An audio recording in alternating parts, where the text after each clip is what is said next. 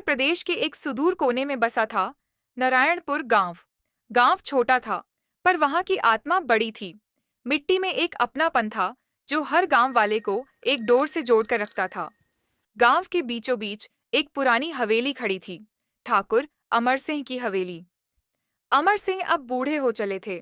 उनकी उम्र 80 पार कर चुकी थी, पर आंखों में तेज था और आवाज में गूंज।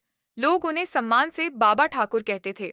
उनकी हवेली किसी जमाने में गांव की शान हुआ करती थी, पर अब दीवारों पर सीलन थी और खिड़कियों पर धूल। लेकिन वह हवेली आज भी गांव की पहचान थी। शहर की भीड़ भाड़ में पला बढ़ा राजू, अमर सिंह का पोता, 12 साल बाद गांव लौटा। उसके माता पिता मुंबई में बस चुके थे, लेकिन राजू को गांव की मिट्टी की खुशबू खींच लाई। उसके मन में कुछ था जो उसे चैन नहीं लेने दे रहा था, शायद कुछ बदलने की चाह। गांव आते ही राजू ने देखा, न सड़क ढंग की है, न स्कूल की हालत अच्छी है। छोटे बच्चे अब भी मिट्टी में खेलते हैं। स्कूल में शिक्षक केवल नाम के हैं और अस्पताल तो जैसे बस नाम का बोर्ड है।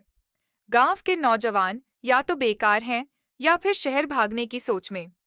राजू ने तय कर लिया, वो गांव को बदलेगा। उसने सबसे पहले गांव के लोगों से बात की। चौपाल में बैठकर उसने गांव वालों की समस्याएं सुनी। पानी की कमी, खेतों में सिंचाई की दिक्कत, बेरोजगारी और सबसे बड़ी बात, हिम्मत की कमी। उसने सरकारी योजनाओं की जानकारी इकट्ठी की, पंचायत से बात की और सबसे पहले स्कूल को दुरुस्त करने की ठानी। उसने गांव के युवाओं को संगठित किया। दीपक, मनोज और नीलम सब राजू के साथ हो गए। गांव के स्कूल की हालत बदतर थी। 4 कमरे थे जिनकी छतें टपकती थीं। राजू ने गांव के लोगों से सहयोग मांगा। कुछ ने मजदूरी दी, कुछ ने ईंटें और लकड़ी दी। देखते देखते स्कूल की इमारत खड़ी हो गई। राजू ने एक रिटायर्ड शिक्षक श्री मिश्रा जी को मनाया कि वे बच्चों को पढ़ाएं। बच्चों में पढ़ाई के प्रति उत्साह आया। माता पिता अब खुद बच्चों को स्कूल भेजने लगे। गांव में सबसे बड़ी समस्या थी पानी की। नहरें सूख चुकी थीं और हैंडपंप गर्मियों में जवाब दे देते थे। राजू ने एक योजना बनाई, वर्षा जल संचयन की। गांव के छतों पर टंकियां लगवाई। इस तकनीक से गर्मियों में भी पीने के पानी की समस्या काफी हद तक हल हो गई। सिंचाई के लिए राजू ने एक छोटे तालाब की खुदाई करवाई, जिसमें बारिश का पानी इकट्ठा होता। इस पानी से खेतों को भी फायदा मिलने लगा। नीलम, गांव की होशियार लड़की जो 12वीं पास थी, उसने राजू के कहने पर महिलाओं का एक स्वयं सहायता समूह बनाया। उन्होंने सिलाई कढ़ाई का काम शुरू किया। अब गांव की महिलाएं आत्मनिर्भर हो रही थीं। गांव में एक छोटे कंप्यूटर केंद्र की शुरुआत भी हुई, जहां नीलम बच्चों को बेसिक कंप्यूटर सिखाने लगी। बदलाव हर किसी को पसंद नहीं आता। गांव का एक दबंग, भोला पहलवान, पहले खुद को गांव का नेता समझता था। उसे राजू का यूं उभरना अखर रहा था। उसने राजू को धमकाया, पंचायत में झूठे आरोप लगवाए और उसके काम में रुकावटें डलवाईं। एक दिन राजू की बनाई स्कूल की दीवारों पर रात में कालिक पोत दी गई और टंकी तोड़ दी गई। गांव में अफरा तफरी मच गई, लेकिन राजू डरा नहीं। उसने सबूत इकट्ठा किए, गांव के लोगों को साथ लिया और पंचायत में भोला का पर्दाफाश किया। भोला को गांव से निकाला गया और फिर राजू को और अधिक समर्थन मिलने लगा। महिलाओं की बढ़ती आय और गांव के व्यापार को देखते हुए राजू ने एक मिनी बैंकिंग सेंटर खुलवाया। अब लोगों को पैसे जमा करने या निकालने के लिए शहर नहीं जाना पड़ता था। नीलम को वहां का केयरटेकर बनाया गया। राजू ने युवाओं को इंटरनेट बैंकिंग, ऑनलाइन सेवाओं और नौकरी के लिए फॉर्म भरने के तरीके भी सिखाए। बाबा ठाकुर, जो अब बहुत बूढ़े हो चुके थे, हर रोज हवेली की छत से गांव को निहारते। उन्होंने देखा, कच्ची गलियां अब पक्की हो रही हैं, बच्चे किताबें लेकर स्कूल जा रहे हैं और औरतें अपने पैरों पर खड़ी हो रही हैं। एक शाम उन्होंने राजू को बुलाया और बोले, बेटा, तूने उस गांव को जगा दिया जो सदियों से सोया था। मिट्टी को पहचान दी है। ये गांव तुझे कभी नहीं भूलेगा। राजू की आंखें भर आईं। राजू ने शहर की चकाचौंध छोड़ दी थी, लेकिन बदले में उसे जो संतोष मिला वह अनमोल था। नारायणपुर अब सिर्फ एक गांव नहीं रहा था, वह एक मिसाल बन चुका था। जहां चाह होती है, वहां राह होती है। ये बात राजू ने साबित कर दी थी। राजू की मेहनत रंग ला रही थी। गांव में सुबह अब शोरगुल से नहीं, बच्चों के स्कूल जाते कदमों और महिलाओं के समूह गीतों से होती थी। खेतों में हरियाली थी और लोगों के चेहरों पर आत्मविश्वास। लेकिन राजू जानता था कि असली बदलाव तब आएगा जब सोच बदलेगी, और सोच बदलने के लिए शिक्षा और संवाद जरूरी था।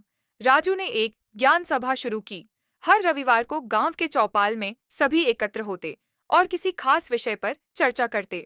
कभी सफाई पर, कभी स्वास्थ्य पर, कभी बाल विवाह के खिलाफ, तो कभी डिजिटल दुनिया की समझ पर। सभी कुछ अच्छा नहीं था। गांव में कुछ लोग अब भी बदलाव के खिलाफ थे। कुछ ने ताना मारा, शहर वाला राजू आया है तो सबको गुरु बना देगा। कुछ बूढ़े लोग अपने पुराने तौर तरीकों को नहीं छोड़ना चाहते थे। एक दिन ज्ञान सभा में एक बुजुर्ग रामजी तिवारी ने कहा, हमने जिंदगी जी ली है बिना इन सब तकनीकों के, अब बच्चों को मोबाइल पकड़ाकर बिगाड़ना चाहते हो। राजू ने मुस्कुराकर जवाब दिया, तिवारी काका, मोबाइल बिगाड़ सकता है, लेकिन सही दिशा में चलाओ तो गांव को जोड़ भी सकता है। सब साधनों का सही इस्तेमाल जरूरी है। धीरे धीरे तिवारी काका भी सभा में नियमित आने लगे। गांव के बच्चों के पास खेलने की जगह नहीं थी। खेतों में खेलने से कभी बैल भग जाते, कभी कोई गिर जाता। राजू ने स्कूल के पास एक खाली जमीन को साफ करवाया। वहां झूले, वॉलीबॉल का नेट और कबड्डी का मैदान बनाया गया। नीलम ने सुझाव दिया कि गांव की लड़कियों को भी आत्मविश्वास देने के लिए उन्हें मंच देना चाहिए।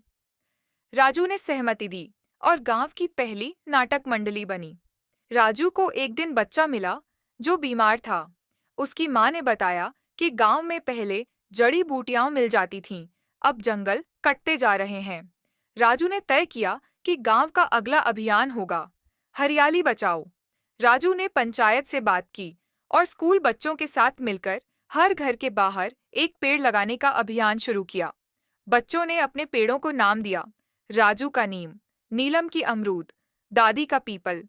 शहर से लौटे रवि ने राजू के साथ मिलकर लाइब्रेरी खोली, जहां बच्चे बुक पढ़ने आते थे।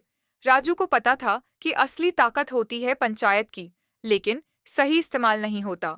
उसने गांव वालों को ग्राम सभा अधिकार के बारे में जानकारी दी, कैसे सरकार हर साल लाखों रुपए देती है गांव के विकास के लिए। राजू ने गांव वालों को संगठित कर पंचायत से हिसाब मांगा। पिछले 5 साल का खर्चा बताइए। ये पहले तो प्रधान नाराज हुए, लेकिन जब राजू ने सवाल किया तो प्रधान खुद गांव के सामने हिसाब देने आ गए। अब ग्राम सभा में हर योजना पर खुली चर्चा होती। 3 साल बीत चुके थे। नारायणपुर अब अखबारों की सुर्खियों में था।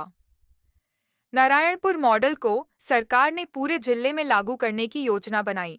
राजू को जिलाधिकारी ने बुलाकर सम्मानित किया, लेकिन राजू ने कहा, अकेले राजू का नहीं, नारायणपुर की मिट्टी और लोगों का सम्मान है। मैं बस एक बीज था, फसल तो गांव ने खुद उगाई है।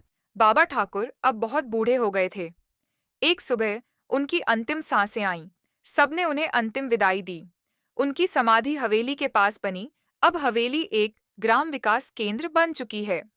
वहां बच्चे सीखते हैं, महिलाएं काम करती हैं और गांव भविष्य की ओर चलता है।